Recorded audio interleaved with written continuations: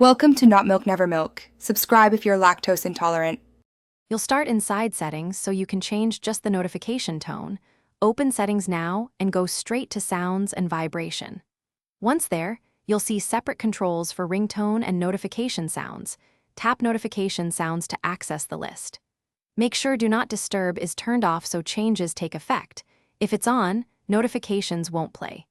This step isolates the notification audio from call ringtones, which is why we go to sounds and vibration rather than ringtone directly.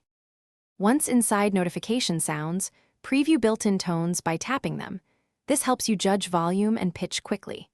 If you want a custom sound, tap Add or the plus icon, navigate to My Files, and select an MP3 or supported audio file.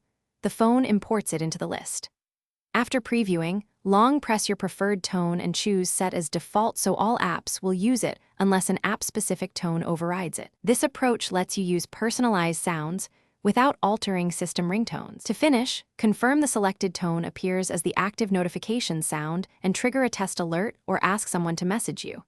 If an app still plays the old tone, open that app's notification settings and change its in-app sound.